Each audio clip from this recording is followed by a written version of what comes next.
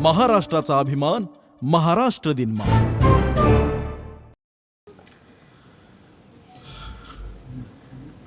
सरकार कहती है कि मैंने आज नया नंबर्स भी देख के आया वेबसाइट पे, यूरोपियन संघ, यूरोपियन यूनियन का वेबसाइट पे, न्यूजीलैंड सरकार का वेबसाइट पे, और सब जगह लिखा है हमने समझौता की, अग्रीमेंट हुआ, सहमति से हुआ, कंसेंसस से,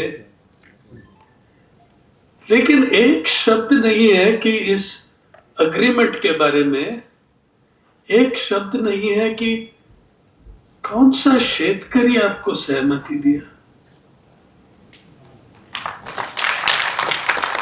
अरे वो छोड़, एग्रीमेंट छोड़ो, क्या शक्तिपीठ परियोजना के लिए किसी ने आपकी सहमति मांगी है? हा? यहां कोई बैठा है जो कह सकता है कि देवेंद्र जी हमारे घर पे आया? देवेंद्र जी क्यों कहना है कि वो देव देवता के लिए कर रहे हैं? लगता है कि देव देवता कैबिनेट मीटिंग में जाके पिटीशन दिया, हमको ये शक्तिपीठ चाहिए। अरे देव देवता को देखो, पिलग्रिमेज ऐसा शब्द है कि उसमें डिफिकल्टी होना चाहिए। पिलग्रिमेज के लिए कोई लग्जरी टूर्स नहीं होना चाहिए। पिलग्रिमेज का आप डिफिकल्टी, पैदल पे जाते हैं, कुछ लोग हाथ पैर से दोनों पे जाते हैं। पिलग्रिमेज का मतलब वो है, सुपर हाईवे नहीं है।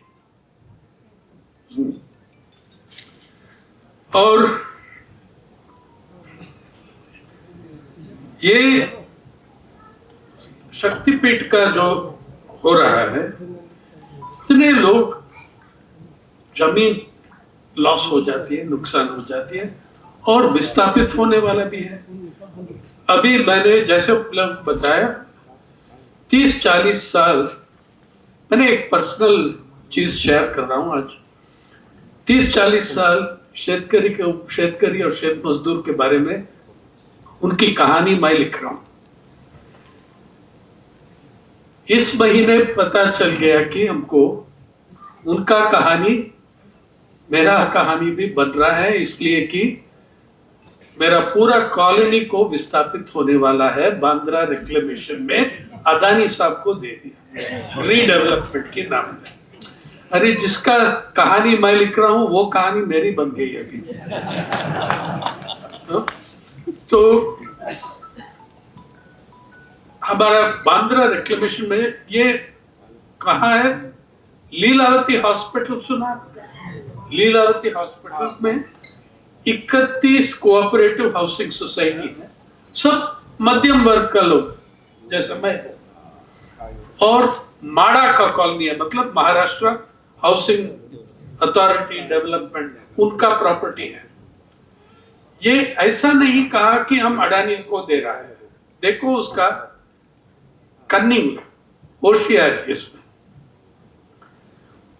उसने कहा पूरा एरिया जैसा धारावी में हुआ, पूरा रीडेवलपमेंट हो रहा है और माड़ा ने खुद करेगी। ये माड़ा का जमीन है तो माड़ा डेवलपमेंट करेगी, माड़ा ने विकास करेगी, विकास करेगी, रीडेवलपमेंट करेगी। और ये अनाउंस करके, एक भी टेंडर देने के बगैर ये अनाउंस करके एक पार्टनर लिया। पार्टनर का नाम गौतम जी। तो टेंडर भी, even tender was not necessary, इसलिए कि माड़ा डेवलपर है, खुद उनका जमीन है, और we are all going to be out of there. अभी लीगल बैटल शुरू हो गई। मैं आप लोग को ये कहना चाहता हूं कि देखो, ये जो शेतकरी का आत्महत्या जो अभी 5 लाख तक पहुंच रहा है, ऑफिशियल फिगर्स में 4.5 लाख से बढ़ गई। लेकिन मैं समझ रहा हूं कि मैं आपको गारंटी दे रहा हूं कि ये आत्महत्या चीज, उसके बारे में मत सोचो। युद्ध करो, संघर्ष करो, आप जीतेंगे। जैसा 2020 और 2021 में किसान वर्ग जीत लिया, दिल्ली में संघर्ष करके, लड़ाई करके जीत लिया। अब जीत सकते हैं। तो मैं कह रहा हूं कि संघर्ष करो, आत्महत्या नहीं। जब मैंने पहला विदर्भा में गया 20-25 साल पहले, कलेक्टर, डिविजनल कमिश्नर, एक एमएलए, एक मंत्री भी था उस समय वहां, और ये लोग सब क्या हमको कहा, ये आत्महत्या क्यों हो रहा है, ये सीधी बात ये बताया उनने मुझको। से ये शेतकरी लोग बहुत ज्यादा शराब पीते हैं, और यह है कारण आत्महत्या करने में, ये कारण है एक्सेसिव कंजम्पशन ऑफ अल्कोहल। तो मैंने सोचा, अरे बाप रे, अगर शराब पीने वाले हैं आत्महत्या करेंगे तो दुनिया में एक भी पत्रकार नहीं बचेगा। और बहुत कम कार्यकर्ता भी, एक भी नेता नहीं बचेगा। तो ये देखो, ये जो है किसान का, शेतकरी का सिर्फ वो कल्टीवेशन नहीं कोलैप्स हुआ, उनका पूरा दुनिया कोलैप्स हो गया। जो आर्थिक नीति हमने प्रैक्टिस कर रहा है, जो पॉलिसीज हमने प्रैक्टिस कर रहा है, उससे पूरा दुनिया बर्बाद हो गया, उसका यूनिवर्स बर्बाद हो गया। और जब हम लड़ सकते हैं, सामना कर सकते हैं, जैसा दिल्ली में हुआ, जैसा नासिक मुंबई मार्च में हुआ, वी विल विन, वो मेरा डाउट नहीं है कि हम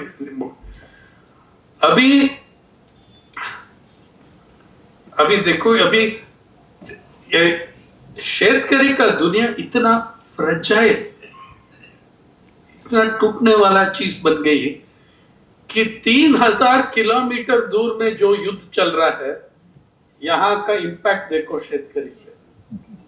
जहां भी कौन सी ज्यादा, मराठवाड़ा और विदर्भा में पैनिक बाइंग ऑफ डीजल चल रहा है।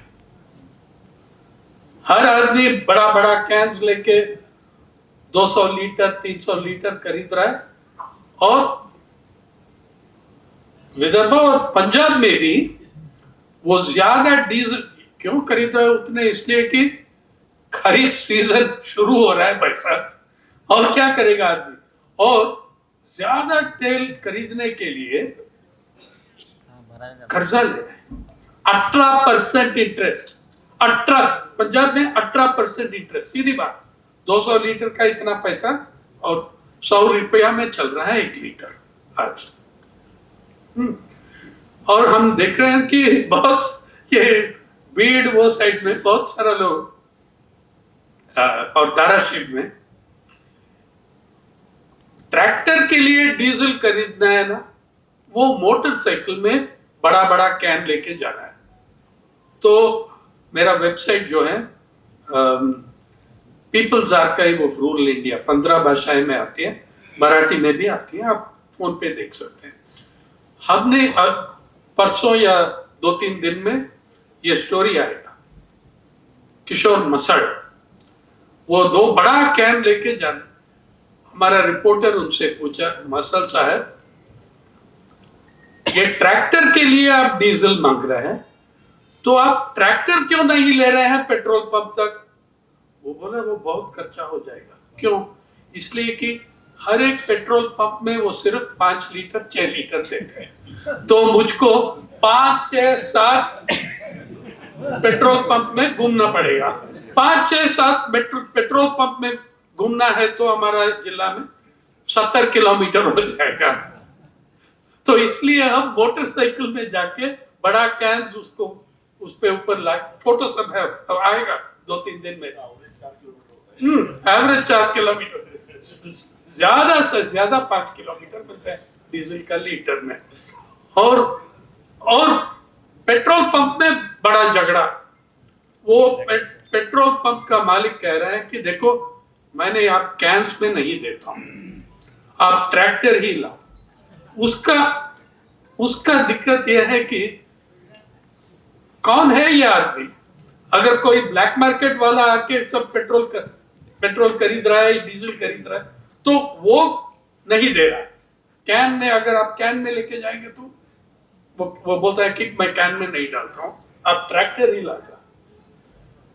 अगर आपके पास 2 ट्रैक्टर है जो आप रेंट कर रहे हैं, आप 2 ट्रैक्टर ड्राइविंग करेंगे, कैसा करेंगे, कैसे जाएंगे वहां? ये है उनका स्थिति। और देखो ट्रैक्टर और डीजल के अलावा डीजल का प्रॉब्लम 2-3 महीने में बहुत सीवियर बनने वाला है, इसलिए कि अभी हमारे पास स्टॉक्स है, देश में डीजल का थोड़ा स्टॉक है। और युद्ध बंद हो जाएगा तो भी 6-7 महीना होगा रिकवरी करने के लिए। ये आपको जानना चाहिए, you need to know this. दूसरी बात यह है कि देखो वो मेन प्रॉब्लम जो आने वाला है मैं आपको बता रहा हूं, आप सोच लीजिए। 3-4 महीने के बाद फर्टिलाइजर का दाम, फर्टिलाइजर का प्राइस,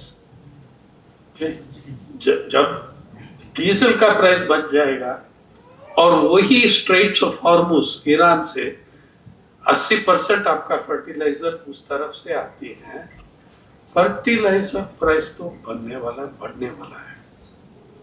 बहुत बुरी तरह से। तो इसको हम क्या कर सकते हैं? चर्चा होना चाहिए, डिस्कशन होना चाहिए कि सरकार से गारंटी लेना है कि हमारा फर्टिलाइजर सप्लाई होगा। और वही जिला में जो मैंने मसल की स्टोरी कहा, बहुत सारा लोग अभी वहां वो शाहपुर गांव, 2-3 गांव में, एक 4-5 गांव में एटलीस्ट 40-50 शेतकरी, जिनके पास, कुछ लोग के पास ट्रैक्टर भी है, वो काम कर रहा है बैल जोड़ी के साथ। ऑल्टरनेटिव नहीं है, ऑप्शन नहीं है उनका। फिर फर्टिलाइजर का प्रॉब्लम आएगा तो खरीफ के बाद, तो that is going to be एक बड़ा सीरियस प्रॉब्लम है। और एक प्रॉब्लम सरकार लेके आपकी जिलाओं में, देहात में लगा रहा है, ऐसा प्रॉब्लम आएगा इलेक्ट्रिसिटी और पानी में हर जगह। प्लान, बड़ा प्लान है, $50 अरब का प्लान इसी साल के लिए। डेटा सेंटर्स और एआई का डेटा सेंटर्स, एक डेटा सेंटर जितना पानी खाती है, एक मीडियम साइज डेटा सेंटर 50,000 घर का पानी लेते हैं। वाटर कंजम्पशन इक्वल टू, जब बड़ा डेटा सेंटर बनाएगा उसका वो पानी बहुत चाहते हैं कूलिंग करने के लिए, कूलेंट बोलते हैं। और दुनिया में इतना डेटा सेंटर क्यों यहां आ रहा है देश में? मोदी जी और आदित्यनाथ जी, हर जगह आदित्यनाथ जी का पोस्टर है दिल्ली में, मैं इतना डेटा सेंटर ला रहा हूं, इतना विकास कर रहा हूं शेतकरी मजदूर के लिए। वो सब क्यों आ रहा है? यूनाइटेड स्टेट्स में 30 नगर और गांव के ज्यादा निर्णय लिया कि यहां आप डेटा सेंटर नहीं डाल सकते हैं। जो यूनाइटेड स्टेट से भगा रहा है वो यहां हमारा सरकार एक्सेप्ट कर रहा है। उसमें सिर्फ वाटर कंजम्पशन नहीं है, वाटर का पॉइजन हो जाती है, टॉक्सिक वेस्ट हो जाती है वहां। इस साल पूरा होने के पहले ये प्रॉब्लम आपकी तरफ आंध्र प्रदेश में राउंड स्टेट में शुरू हो गया। उत्तर कोसा बोलते हैं आंध्र प्रदेश का एक northern corner, north eastern corner, जहां वाइजैग, विशाखापट्टनम, ये वहां एक बड़ा इलाका है जो ज्यादा से ज्यादा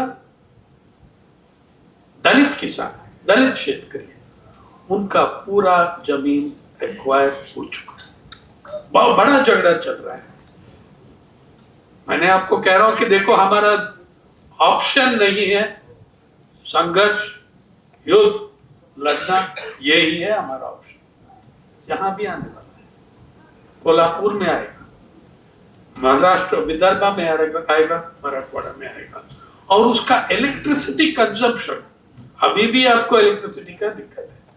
इलेक्ट्रिसिटी कंजम्पशन एक डेटा सेंटर का, वो 1 गीगावाट सेंटर बनाएगा तो जितना इलेक्ट्रिसिटी होगा पूरा एक बड़ा अगर एक मैक्सी साइज्ड डेटा सेंटर बनाएगा को भी हो सकता है कि उसका इलेक्ट्रिक कंजम्पशन जयसिंहपुर का इक्वल होगा इलेक्ट्रिक कंजम्पशन।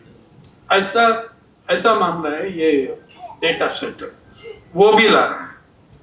और ईरान का जो युद्ध हो रहा है ये इंपैक्ट हो रहा है। फ्री ट्रेड एग्रीमेंट कर रहा है। देखो यूरोपियन यूनियन से साथ जो फ्री ट्रेड एग्रीमेंट किया, मतलब मुक्त व्यापार समझौता, फ्री ट्रेड एग्रीमेंट, मुक्त व्यापार समझौता यूरोपियन यूनियन के साथ अभी 99% जो वो एक्सपोर्ट करते हैं हमको, 90% से 99% माल पे हमने टैरिफ उठाया, 0 tariff on over 90% of goods from European Union। आपका क्या इंपैक्ट होगा? सबसे पहले वो 0 टैरिफ, आप जानते हैं कि अगर ड्यूटी नहीं है उसके ऊपर क्या होगा वो आप बोल जाते हैं। लेकिन एक और चीज है, इस देश दुनिया में सबसे सस्ता दवाई प्रोड्यूस करते हैं, मैन्युफैक्चरर्स चीपेस्ट, जिसको जेनेरिक दवाई कहते हैं। जेनेरिक दवाई मतलब जो दवाई का कोई ब्रांड का नाम नहीं है, एक टाटा बिरला का नहीं है, सिप्ला का नहीं है, सिर्फ एक्चुअल दवाई ब्रांड और पैकेजिंग का बिना इस देश सबसे सस्ता दवाई मैन्युफैक्चर करती है। 30 अफ्रीकन स्टेट्स और लैटिन अमेरिका, साउथ अमेरिका में 10 से ज्यादा देश हमारे दवाई खरीदते हैं। अभी यूएसए में टैरिफ लगाया ट्रंप उसके ऊपर, और जब यूरोपियन यूनियन के साथ करेंगे वहां बड़ा बड़ा कॉर्पोरेट है, फाइजर, सैंडविक, ये सब आएगा तो वो इंटेलेक्चुअल प्रॉपर्टी राइट्स, वो कॉपीराइट जो है वो नहीं मानते हैं ये जेनेरिक वालों का, और आपका ये दवाई उसका उड़ जाती है, वो बहुत बहुत ऊंचे हो जाती है उसका प्राइस। तो इसके बारे में we have to be prepared, we have to understand, उसको डिस्कस करना है। और न्यूजीलैंड के साथ डायरेक्ट इंपैक्ट कोल्हापुर में, न्यूजीलैंड के साथ जो फ्री ट्रेड एग्रीमेंट किया, 90% नो ड्यूटीज और एफटीए एक क्लॉज लिखा था कि दूध और दूध का प्रोडक्ट, दूध दही, इसको एग्जेप्ट कर रहे हैं हम, लेकिन एफटीए ईयू में, यूरोपियन यूनियन का एफटीए में नहीं है। अभी कोल्हापुर इतना एडवांस्ड है इसमें, डेयरिंग में, आपने अमूल को भी हरा दिया, लेकिन जो सुपर मोनोपोली कॉर्पोरेशन जो आ रहा है उनके खिलाफ लड़ना बहुत बहुत ताकत चाहिए, मुश्किल है, मुश्किल है। तो हम पॉलिटिकल बैटल भी करना है, राजनीति बैटल भी करना है, पॉलिसी के बारे में भी बैटल करना है।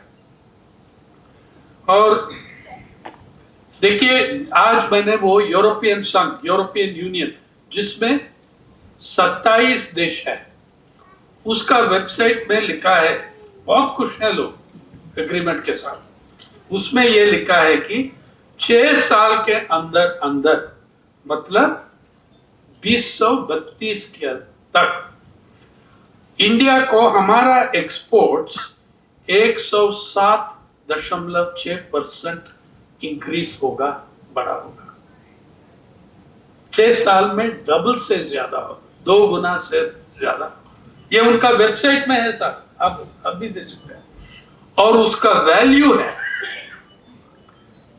यूरोपियन यूनियन जो एक्सपोर्ट्स अभी वो कर रहा है, जो आएगा 4 करोड़ यूरो, 4 अरब यूरो, मतलब रुपया में 440 अरब रुपया।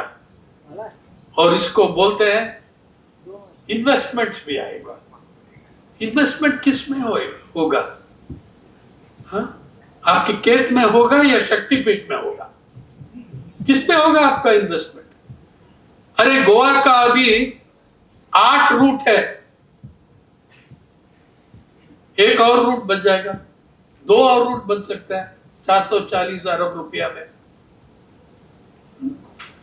सोच लीजिए, इस तरफ जा रहा है ये। और न्यूजीलैंड का भी कुछ $बिलियन का होगा।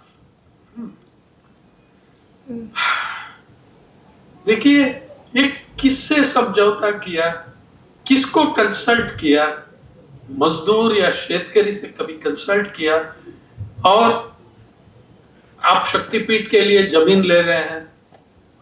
इस देश में एक संविधान है ना, कॉन्स्टिट्यूशन है। कॉन्स्टिट्यूशन, संविधान में कहा लिखा है कि मैं शेतकरी का जमीन ले सकता हूं, कब जब मैं चाहता हूं मैं शेतकरी का जमीन ले सकता हूं। संविधान में ऐसा कहीं लिखा है?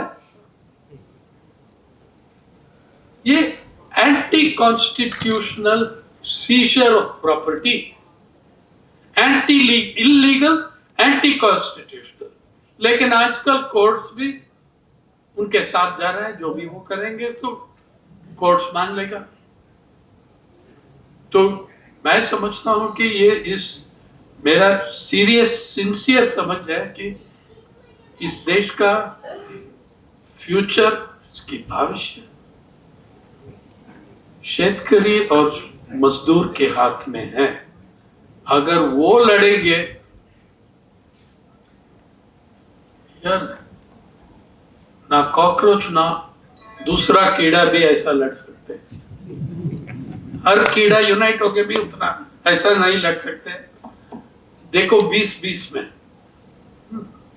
जब यूनाइटेड स्टेट्स में सबसे बड़ा जो संघर्ष हुई 210 में हुआ, occupy wall street. Wall street है उनका दलाल स्ट्रीट, उनका स्टॉक एक्सचेंज है, उसको ऑक्यूपाई किया बहुत सारा नौजवान लोग, 9-10 हजार नौजवान उसको ऑक्यूपाई करके 9 हफ्ते संघर्ष लगाया।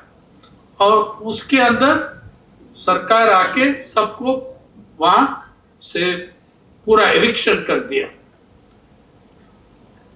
भारत का शेतकरी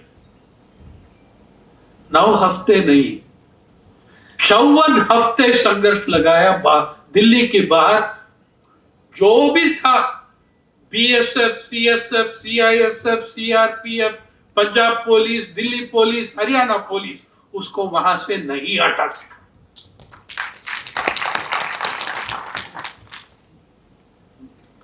तो मेरा पूरा होप है कि अगर हम यूनाइट करके संघर्ष करेंगे, we can defeat this people. मैंने आपको दोबारा एक बार कह रहा हूं कि जो कृत्रिम होशियारी, आर्टिफिशियल इंटेलिजेंस का डेटा सेंटर्स जो आने वाला है, ये शेतकरी को बड़ा थ्रेट है, बड़ा थ्रेट है। जमीन बहुत ऑक्यूपाई होगा, जमीन एक्विजिशन बहुत होगा, पानी का आपका, अरे जो आपके बोरवेल है वो ड्राई सूखा हो जाएगा, आपका डगवेल है वो सूखा हो जाएगा जब ये डेटा सेंटर का पानी लेते हैं ये लोग, और आपका बिजली बहुत अनस्टेबल बन जाती है। तो please I am requesting you, मेरा आपका लड़ाई पे मेरा फ्यूचर भी डिपेंड हो जाती है, तो मैं रिक्वेस्टिंग यू, इसको वॉच, ध्यान रखो कि अगर कोई ऐसा एक सेंटर ला रहा है आपके गांव की तरफ, उसको अपोज करो। और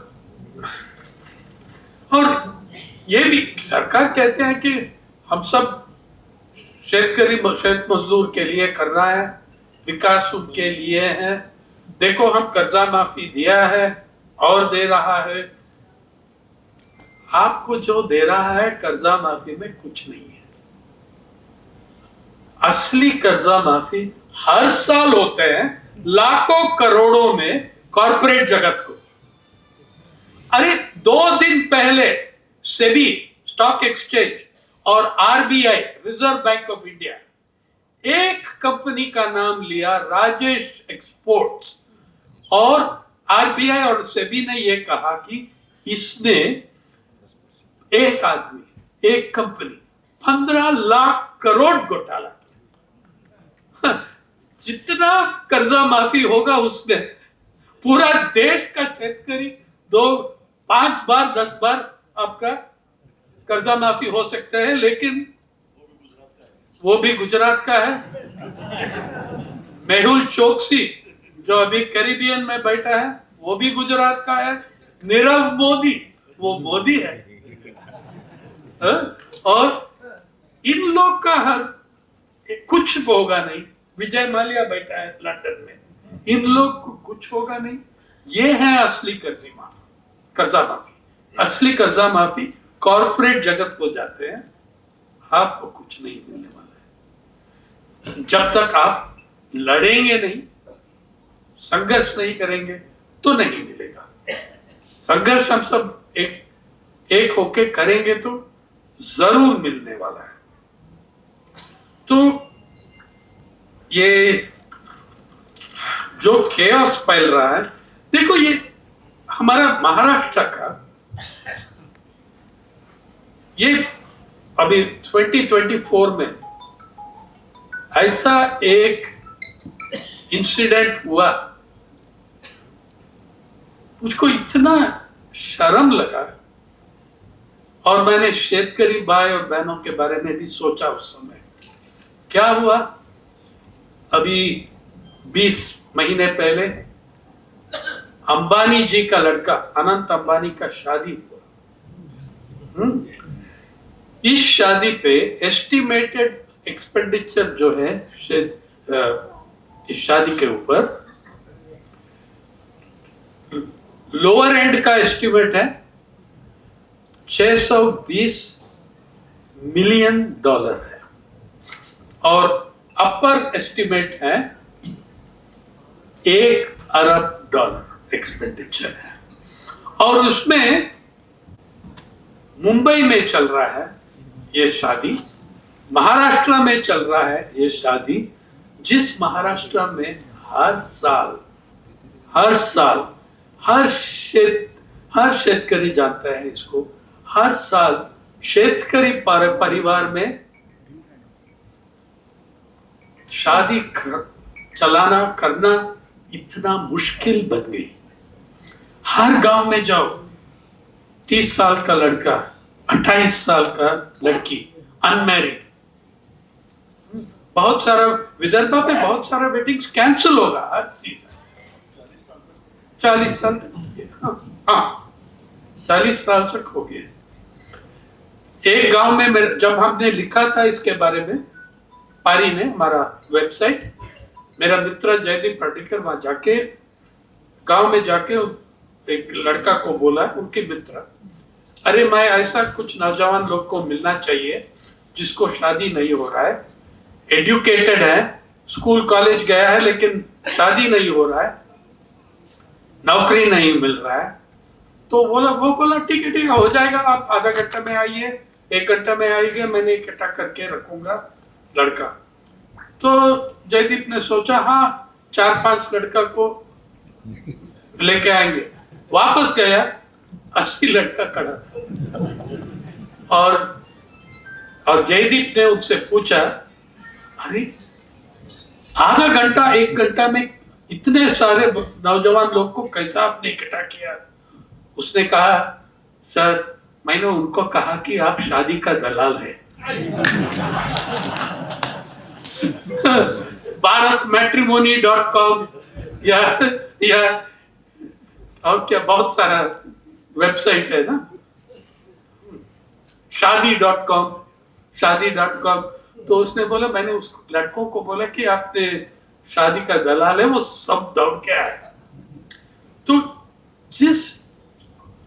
मैंने जो आत्महत्या कवर किया उसमें काफी आत्महत्या था जब शेतकरी उनकी बेटी का शादी नहीं कर पाए। और मैंने सोचा जिस राज्य में हर साल ऐसा हो रहा है, उस राज्य में आपने एक शादी किया, 5,500 करोड़ रुपया खर्चा। इतना बड़ा अन्याय है, इतना बड़ा अन्याय है। और मैंने सोचा कि अगर ये 30 साल पहले हो चुका था, मीडिया का अलग कहानी होगा। विजय तेंदुलकर ने एक नाटक बनेगा उसके ऊपर, अगर 30 साल पहले हुआ। सईद मिर्जा और गोविंद निहलानी फिल्म बनने वाला है इसके ऊपर। आज जो फिल्म कर रहे हैं वो इन्फ्लुएंसर कर रहे हैं प्रमोट करने के लिए शादी को। एक मानसिकता बदल गई है। वो भी हमको सोचना है कि why should we accept this। और ये वेडिंग का इट्स अनफॉरगिवेबल, मेरे ख्याल में दैट इज नॉट फॉरगिवेबल। और देखो पूरा दुनिया में शेतकरी लोग संकट में हैं, सिर्फ कोल्हापुर में नहीं, सिर्फ भारत में नहीं, पूरा दुनिया में शेतकरी। और मामला क्या है, चीज मेन मुख्य मामला क्या है उसमें? एक तरफ शेतकरी का कल्टीवेशन, मतलब परिवार का एग्रीकल्चर, फैमिली फार्मिंग। आप जो खेती करते हैं वो फैमिली फार्मिंग है, हर एक परिवार लगा है उसमें। और आपके खिलाफ खड़ा है कॉर्पोरेट जगत का फार्मिंग। और हर जगह कॉर्पोरेट जगत जीत रहा है। सिर्फ हिंदुस्तान में एक बड़ा रेजिस्टेंस है। और मैं आपको यह भी कहता हूं कि वो रेजिस्टेंस महाराष्ट्र में शुरू हुआ। देखिए, यूनाइटेड स्टेट्स में 35 साल पहले 35% जनसंख्या खेती से डायरेक्टली या इनडायरेक्टली खेती से जुड़ा हुआ था। आज 1% भी नहीं है उसका जनसंख्या जो शेतकरी बताते हैं, मैं शेतकरी हूं। 1% से कम हुआ 35 साल में, 30% से ज्यादा, अभी 1% से कम। जापान में जो मैंने हिसाब किया 14 साल में शेतकरी हो गए नहीं। और जापान का शेतकरी उनका एवरेज एज, उनका उम्र 65 से ज्यादा है। कहां से लेकर आएंगे शेतकरी? अभी पहली बार जापान धीरे धीरे इमिग्रेशन को अलाउ कर रहा है फिलिपिनो मजदूर को, और वो भी चुपचाप कर रहे हैं इसलिए कि बड़ा इशू बन जाएगा पॉलिटिकली जापान में, तो बहुत चुपचाप कर रहे हैं। लेकिन इसलिए, और जापान का प्रॉब्लम अलग है, उसका जनसंख्या गिर रही है, सब गिर रही है। कनाडा में पिछले 25 साल में शेतकरी का जनसंख्या 23% गिर गई। पिछले 50 साल में 62% गिर गई। ये यूरोपियन संघ में, यूरोपियन यूनियन में हर साल 3.5 लाख खेती बंद हो रही है। बंद क्यों बंद हो रही है और कहां जा रहे हैं? वो फार्म सब कॉर्पोरेट फार्मिंग के हाथ में गए। हर साल 3.5 लाख खेती फार्म्स, 3,53,000 फार्म्स एवरी ईयर पिछले 10 साल में। एक जमाने में यूरोपियन यूनियन में 12 मेंबर था 20 साल पहले, अभी 27 मेंबर है। जब 27 मेंबर है, उनका शेतकरी का जनसंख्या वो 12 मेंबर से कम था।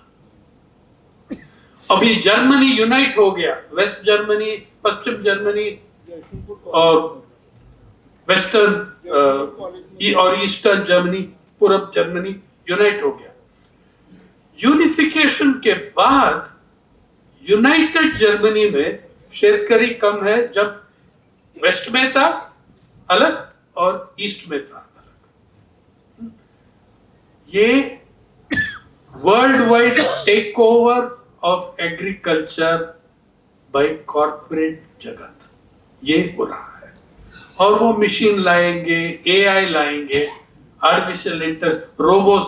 जापान का एग्रीकल्चर अभी 60% से ज्यादा ड्रोन्स, रोबोटिक्स इसमें कर रहा है। अरे उनका पॉपुलेशन का प्रॉब्लम, हमारा प्रॉब्लम अलग है। करोड़ों लोग क्या करेंगे जब आप उसको हटेंगे वहां से? क्या करेंगे, कहां जाएंगे वो लोग? इसलिए मैं कह रहा हूं कि आप संगठन बनाओ, संघर्ष करो, be ready for the really great battles. एक ही कॉन्टिनेंट में जनसंख्या नहीं कम हो रहा है, वो अफ्रीका, इसलिए कि वहां कॉर्पोरेट जगत अब तक उतना एक्सटेंट में पहुंचा नहीं होगा। वहां इंडिया का कॉर्पोरेट जगत कीनिया और इथियोपिया में पहुंच गई, और उनका जमीन, उनकी किसान, मैंने सोच रहा हूं कि एक दिन आएगा जब हम सिर्फ यहां यूनाइट नहीं करना है, ग्लोबली यूनिटी होना चाहिए शेतकरी का, ग्लोबल यूनिटी होना चाहिए to defend our farmers, to defend their lives, to defend their families, to defend their land. और भारत का पोजीशन क्या है? देखो, आजादी के बाद, स्वतंत्रता के बाद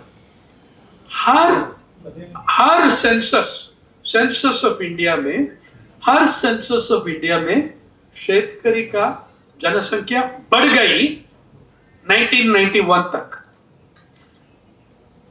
51, 61, 71, 61, 71, 81, 91 में शेतकरी का जनसंख्या बढ़ते रहे।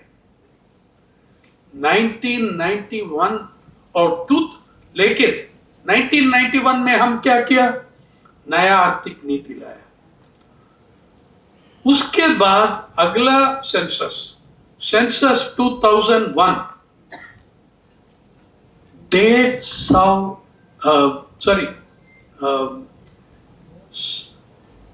7.2 lakh, what am I saying, 72 lakh किसान कम हो गया, जनसंख्या 72 लाख कम हो गया। पिछले 4 सेंसस में हर सेंसस में बढ़ रहा है, लेकिन 2001 सेंसस में गिर गई, 72 लाख से गिर गई। और 2011 का सेंसस में क्या हुआ, 77 लाख कम हो गई। मतलब शेतकरी का जनसंख्या हिंदुस्तान में 20 साल में 150 लाख कम हो गया, 150 लाख कम हो गया। और बहुत सारा शेतकरी वो कहां जा रहा है, वो बन रहा है शेत मजदूर। और कहां जाएंगे, इंफोसिस में जॉब मिलेगा क्या? ये, और मुझको ये बहुत अफसोस की बात है कि ये समाज का इनसेंसिटिविटी, इसको देखने हमारा कॉन्शियंस को कुछ इग्नाइट करना चाहिए ना। बोलता है कि ये लोग शराब पी के आत्महत्या करते हैं, ये है उनका सेंसिटिविटी। तो एफटीए, एक्सपोर्ट्स, हर तरह से हमारा। और देखिए चुनाव, महाराष्ट्र में जो पिछले चुनाव हुआ, क्या बड़ा इशू था, एक बड़ा सरकार की तरफ से क्या बड़ा इशू था, हर महिला को 6,000 रुपया हम देने वाला है। और चुनाव के बाद 15 लाख को उसे लिस्ट से काट दिया। और ये भी महिला लोग को ये नहीं बताते हैं कि जो पैसा वो दे रहा है कहां से आ रहा है। वो पैसा आ रहा है जो यूनिवर्सल स्कीम है, आंगनवाड़ी, बालवाड़ी, आशा, आईसीडीएस आंगनवाड़ी प्रोग्राम, उससे पैसा काट के आपको जो पैसा आपका पैसा है, पब्लिक का पैसा है, उसको काट के जैसा आप भीख मांग रहे हैं ऐसा दे रहा है। वो आपका पैसा है जी। और अभी आंगनवाड़ी को भी प्राइवेटाइज कर रहा है। जानते हैं कि कौन आंगनवाड़ी चल रहा है Navi Mumbai green thermal plant में? अडानी साहब। मॉडल आंगनवाड़ी वेदांत 400, 200, 400 आंगनवाड़ी को सपोर्ट कर रहा है, मतलब वही कंट्रोल कर रहा है ओडिशा में, माइनिंग कंपनी। और अभी देखो माइनिंग कंपनी आने वाला है, अगर ये शक्तिपीठ आएगा तो सह्याद्री के थ्रू आएगा, वो भी आएगा। आपके पास बहुत बॉक्साइट है ना, आप बॉक्साइट के ऊपर बैठा है ना आप लोग, तो ये। और देखो इलेक्शंस में मैंने आपको एक नंबर दे रहा हूं, 2004 में हमने वो नया चीज लाया, इलेक्शन एफिडेविट। इलेक्शन एफिडेविट में आपको लिखना चाहिए कि मेरा धन दौलत इतना है, मेरे पास 2 फ्लैट है, 3 कार है, बैंक अकाउंट में इतना है, एफडीज में इतना है। जब पहली चुनाव हुआ 2004 में, जब पहली एफिडेविट का बात हुआ, उस पे 23% 2004 में लोकसभा का मेंबर करोड़पति रहा, करोड़पति 23%। 2009 में 32%, 2014 में 53%, 2019 में 88%, और 19 और सॉरी मैंने 19 बता रहा हूँ 2000 2004 2014 में 2019 में 2019 में 88% MP और 24 में 93% लोकसभा संसद का मेंबर करोड़पति है और ये 88% करोड़पति शेतकरी और मजदूर को रिप्रेजेंट कर सकते हैं। हाँ? जो वो गांव में कभी आता नहीं वो इलेक्ट हो गया ऐसा करके। जहां टक्कर हुआ 2 करोड़पति के बीच में, जिसके पास ज्यादा करोड़ है वो जीत गया। ये सब डेटा है इसके ऊपर, आप भी देख सकते हैं उसको। तो शेतकरी का कहानी it is an unending story और मैंने अभी 40 साल तक वो कर चुका हूं और मैंने आपको बहुत धन्यवाद देता हूं कि आपने मुझको ये सम्मान दे रहा है। Thank you very much.